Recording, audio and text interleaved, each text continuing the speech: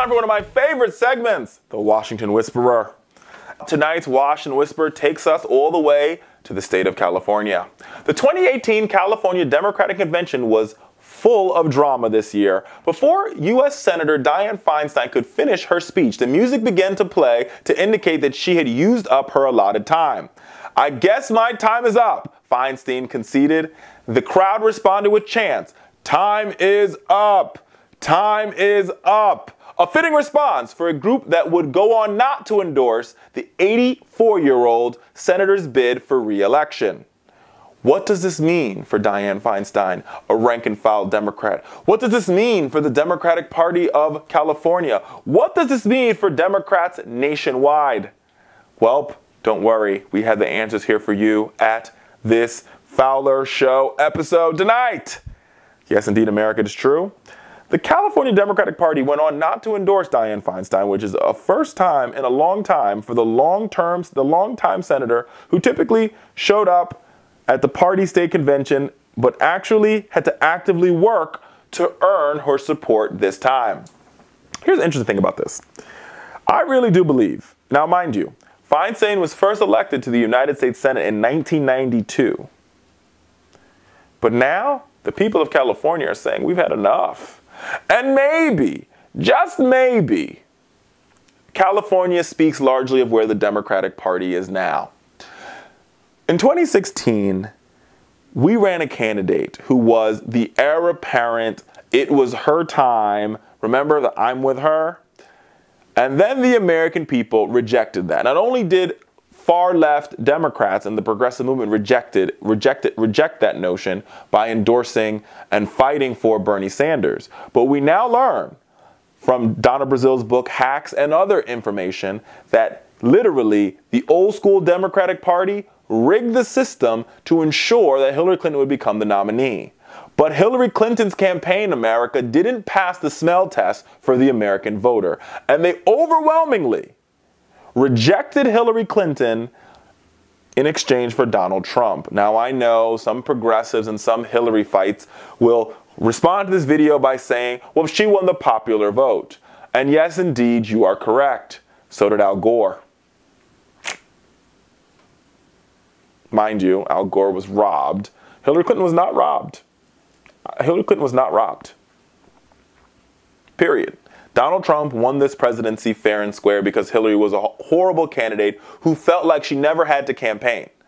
Which brings us to the case of Dianne Feinstein. Somebody who has been in Congress so long that she doesn't feel like she has to campaign. Well, now she's gotten a rude awakening from California Democrats who have made it clear that we're not sure if Dianne is going to be here to stay for 6 more years. Now, Feinstein has held like I said, she's held the seat since 1992, and her main rival is Senate leader Kevin León. He garnered 54% of the vote. León has mounted a campaign running to the left of Feinstein and has rallied progressives and labor activists who are saying we need a member of Congress and a U.S. senator that's willing to go to the Senate and fight for working class people. And Dianne ain't it. Now, that's very interesting because, I mean, this is somebody who usually wins her elections by a landslide. But not so much in this case. So Feinstein's team actively courted the 3,400 delegates who voted on the endorsement. Her campaign sent out mailers to delegates. They held conference calls the day before the convention. But none of that stopped the avalanche against Dianne Feinstein and her bid to get reelected. It is very obvious that the Democratic Party is moving to the left. But maybe, just maybe, America, it might not be the Democratic Party is moving to the left, and it may be the Democratic Party is looking for new faces and new voices to move our party forward. And I want to believe the latter more than the former. Because I don't think the party has moved at all. I think what old school Democrats have forgotten to do is define who we are as a party and what we stand for. And that is where that's why you have this spiral of the Democratic Party.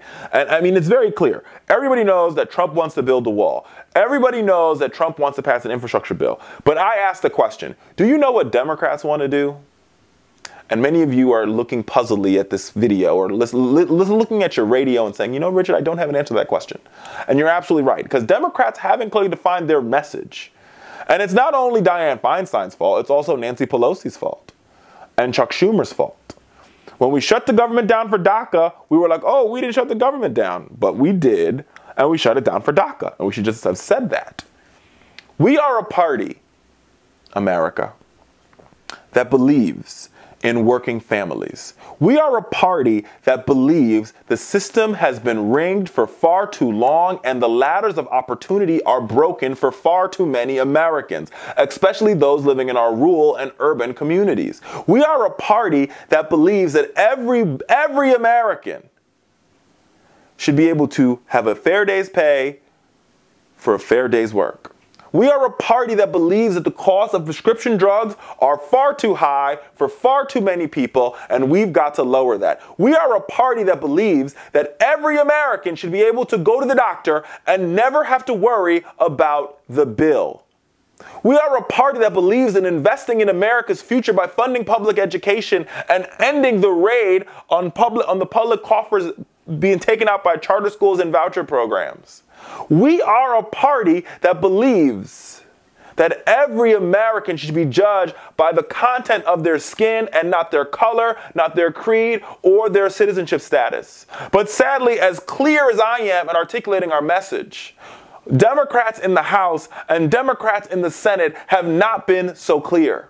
They've waffled and they've wavered on issue after issue after issue. They've sold out to big interests. They've sold out to big lobbyists. They've sold out to millionaires and billionaires. They've put our American young men and women that defend our democracy in harm's way for absolutely no reason in both the war in Afghanistan and Iraq. And Dianne Feinstein is the poster child for a Democratic Party that is aimless and lacks direction. It's not that our party's moving too far to the left. It's that Dianne Feinstein is just out of the mainstream of what our party is currently. Our party used to be a good old boys club where the rich continued to get rich and the poor continued to get poor, but the Democrats paid lip service to the poor and paid money to the rich. But now the poor have had enough. Working families have had enough. The American people have had enough, and they want a party that has real answers to real problems. You don't have to take my word for it. Just look what's happening in West Virginia right now. In West Virginia, the schools have been shut down for over a week because the teachers there have had enough and they're sick and tired of millionaires and billionaires continuing to benefit off the system while their wages get lower and lower and lower and their healthcare costs get higher and higher and higher. And when you look at that, you ask yourself, where is Dianne Feinstein? Where is her voice as a California Democrat? And the answer is simple. Her voice is missing in action. She cares more about the parliamentary procedures of the United States Senate than she does her constituents. And that is why the people of California have overwhelmingly said, Dianne, we ain't too sure on you, girl. They said, Dianne, the rent is due and the rent is too damn high. They said, Dianne, it might be time for you to pack your bags in Washington and bring your behind back home to your retirement community. America, here is what I know. I know this one thing. If it wasn't for the Democratic Party and if it wasn't for labor unions, and I wouldn't be sitting here on this show today because I'm from a labor household. But why is it that our party is so afraid to embrace working families? And let me be very clear, because I think there's a distinction between labor union, like the labor union leadership and labor union membership. We've seen this over and over and over again. Just take a look at the 2016 election where labor union membership said, we don't want Hillary Clinton, and labor union leadership said, we're going to endorse Hillary Clinton overwhelmingly. This is part of the problem.